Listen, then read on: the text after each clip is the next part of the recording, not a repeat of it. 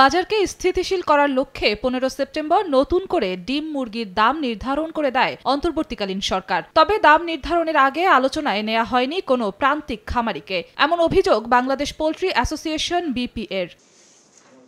Corporate সিন্ডিকেটকারীদের কথা অনুযায়ী ডিম মুরগির দাম নির্ধারণ করা এবং উৎপাদন খরচ বাড়িয়ে বাজার অস্থির করার অভিযোগ এনে তার প্রতিবাদে রোববার কাকরাইলে আইডিইবি ভবনে সংবাদ সম্মেলন করে সংগঠনটি। এ সময় সংগঠনের সভাপতি সুমন হাওলাদার বলেন, মুরগির বাচ্চা ও খাবারের দাম আগে নির্ধারণ করে পরে মুরগি ও ডিমের দাম নির্ধারণ করতে হবে।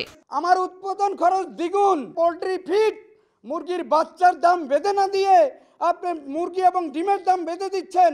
কর্পোরেট কোম্পানির 1 কেজি মুরগির উৎপাদন খরচ 130 টাকা, আমার 1 কেজি মুরগির উৎপাদন খরচ 170 টাকা।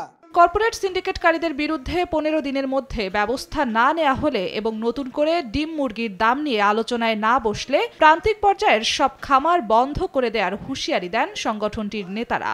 15 দিনের ভিতরে এই সিন্ডিকেটের হোতাদের ধরতে হবে। যদি এখনই সিন্ডিকেটকে বন্ধ করা না যায়, এদেরকে শাস্তির আওতায় নেওয়া না যায়, তবে সামনে কিন্তু ডিম মুরগি হবে বড় লোকের পণ্য।